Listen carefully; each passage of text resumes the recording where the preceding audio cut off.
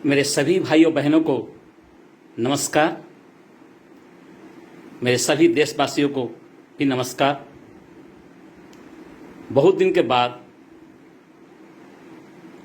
एक computer related video special accounts related मैं present करने जा रहा हूं। आशा करता हूं जरूर ये आपको अच्छा लगेगा। तो चलिए अकाउंट्स रिलेटेड वीडियो आज हम प्रेजेंट कर रहे हैं। आज का टॉपिक है trial balance. What is trial balance? Trial balance क्या है? देखिए, अकाउंट में एक तरह से अकाउंटिंग साइकिल होता है। जैसे साइकिल का चक्का, दो पहिया जो साइकिल का चक्का जब वो सर्कुलेट होता है, घूर के फिर वही आके वो पहुंचता है, उसी तरह अकाउंटिंग का भी साइकिल है। किसी भी संस्था में हो, चाहे किसी भी बिजनेस में हो, किसी कंपनी में हो, जब अकाउंट्स मेंटेन किया जाता है तो पहले उसका जो ट्रांजैक्शन अराइज होता है, जो ट्रांजैक्शन आता है, तो उसको पहले जर्नल में एंट्री किया जाता है। जर्नल में एंट्री होने के बाद जिसको हम लोग डेबिट क्रेडिट कहते हैं, डेबिट एंड क्रेडिट, उसके बाद उसको लेजर में पोस्टिंग किया जाता है। लेजर में पोस्टिंग करने के बाद उसको फिर ट्रायल बैलेंस में ट्रांसफर किया जाता है। और जब ट्रायल बैलेंस कंप्लीट होता है, on the basis of trial balance, then we make the final accounts. The final account is very vital for each and every company. हर कंपनी, हर बिजनेस, हर संस्था के लिए फाइनल अकाउंट बनाना जरूरी है। Without final account, without trading, without profit loss and without balance sheet, आपका अकाउंटिंग का कंप्लीट एक्टिविटीज नहीं हो सकता है। तो फाइनल अकाउंट बेसिकली डिपेंड करता है ट्रायल बैलेंस के ऊपर में। तो ये ट्रायल बैलेंस है क्या? तो एक एग्जांपल मैं आपको दे रहा हूं, उससे आप जरूर समझ पाएंगे। मान के चलिए हम लोग जनरली जाते हैं, मॉल जाते हैं या कोई शोरूम जाते हैं। वहां पर जाके हम लोग कुछ कपड़ा खरीद रहे हैं, कोई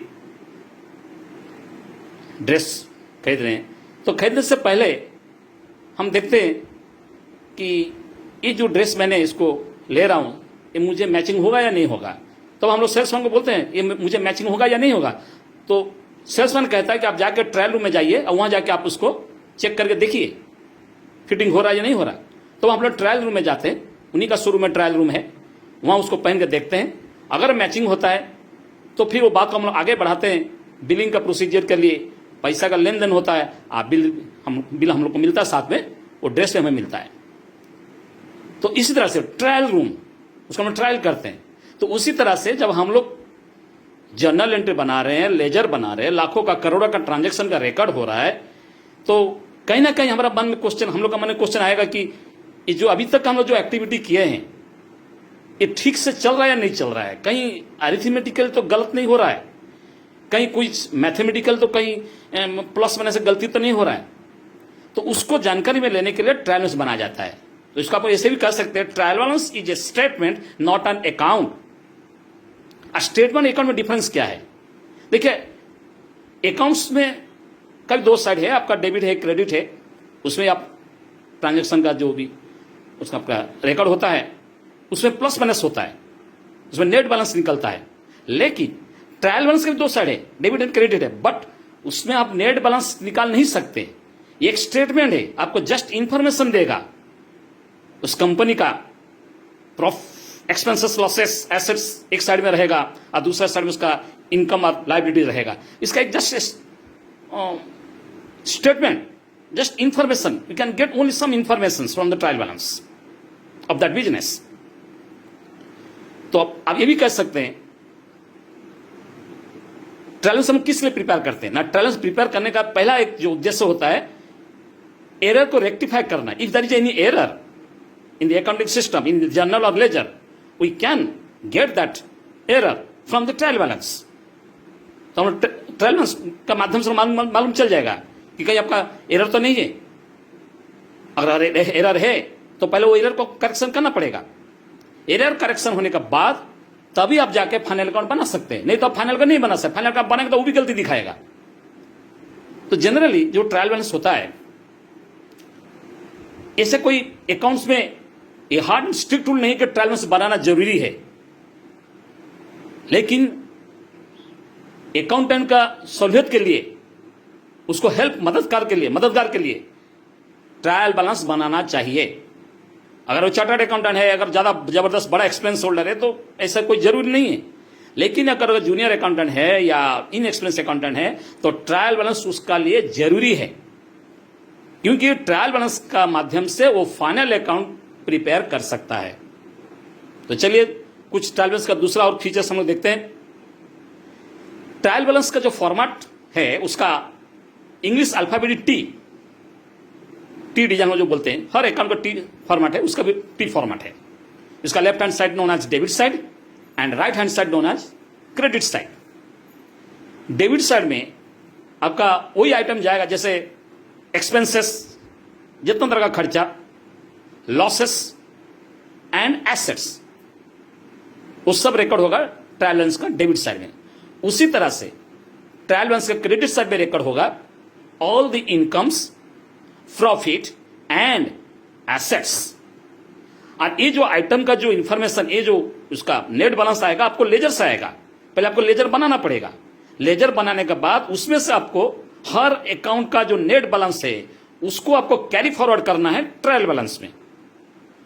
और ट्रायल बैलेंस का और एक इंपॉर्टेंट रूल है, इसका both side must be equal, must be agree.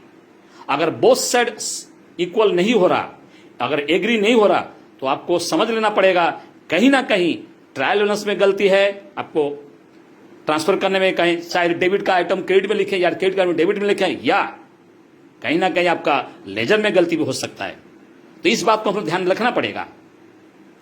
तो ट्रायल बैलेंस जब आपका बन जाता है तो उस ट्रायल बैलेंस से आप फाइनल अकाउंट बनाने का आगे बढ़ सकते हैं। फाइनल अकाउंट जानते हैं 3 पार्ट है, ट्रेडिंग हो गया, प्रॉफिट लॉस है, बैलेंस शीट। ये तीनों को बनाने के लिए ट्रायल बैलेंस का जरूरी है। और ट्रायल बैलेंस आप साल का लास्ट ईयर एंडिंग में बना सकते हैं या पर्टिकुलर किसी भी पीरियड में बना सकते हैं, चाहे ईयरली हुआ, हाफ ईयरली हुआ, क्वार्टरली, चाहे आप बना सकते हैं। इसका आपका ऊपर डिपेंड करता है। तो trial balance is not a part of accounts, but accountant का जरूरत के लिए इसको बनाना चाहिए। उसका आसानी होता है फाइनल अकाउंट को बनाने के लिए। तो ये हुआ आज का ट्रायल बैलेंस का थ्योरी। थोड़ा मैं बताया इसको थ्योरी के बारे में।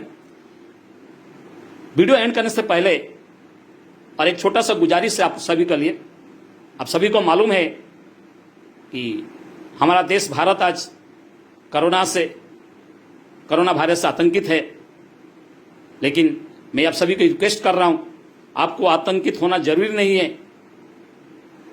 कोरोना वायरस जरूर हमारा देश से ये खत्म हो जाएगा।